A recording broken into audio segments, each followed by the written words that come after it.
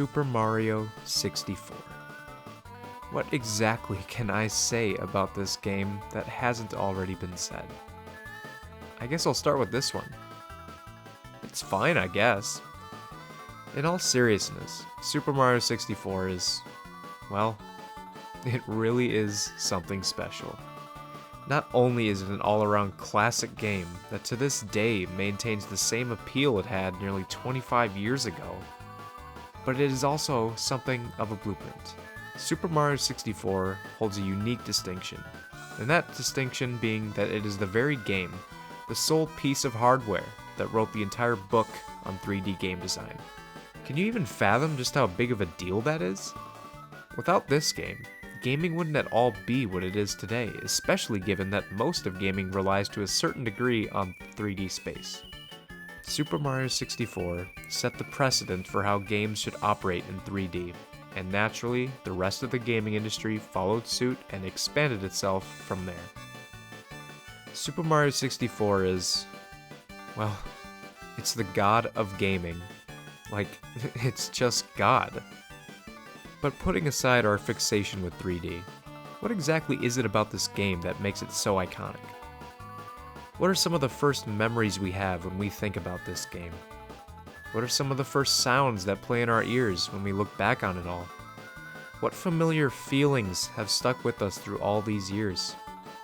Is it the sound of Mario hollering as he makes his jumps? Is it the impassioned determination we feel as we make the climb to face Bowser one last time?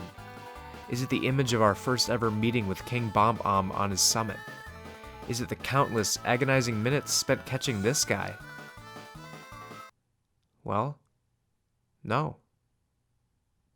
It's this.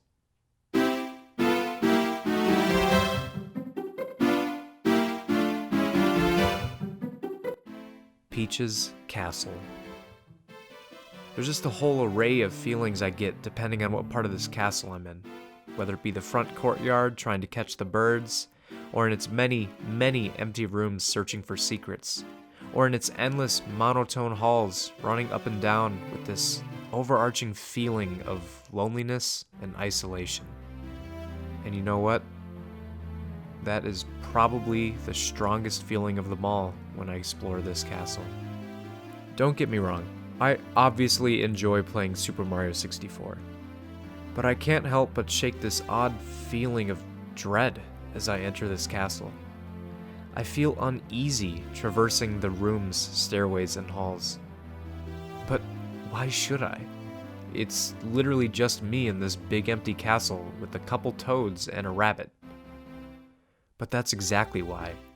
Because it's just me, alone, in this big empty castle, with this music playing. I can't help but feel like I'm being watched, or feel like there's someone else here with me. You could actually make the argument that someone is watching me. Bowser. After all, the first thing you hear when you enter the castle, presumably, is Bowser telling you to kick rocks.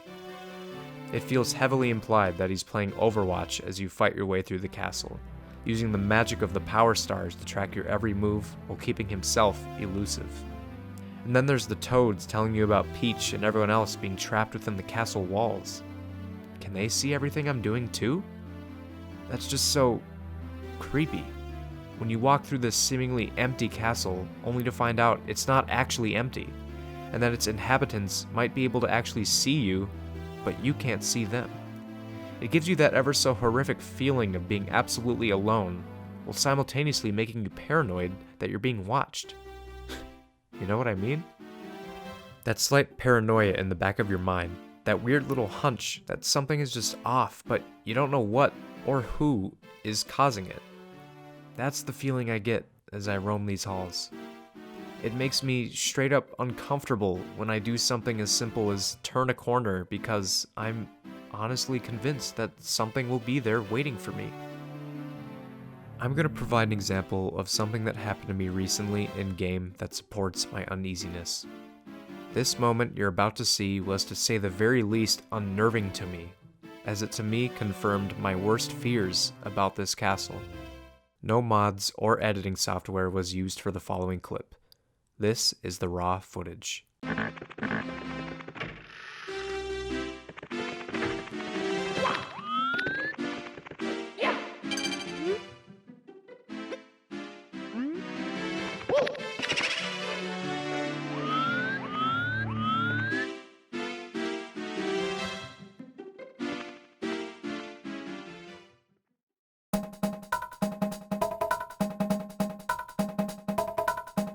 So now I ask you, when you consider everything we've talked about up to this point, what exactly am I supposed to make of this moment?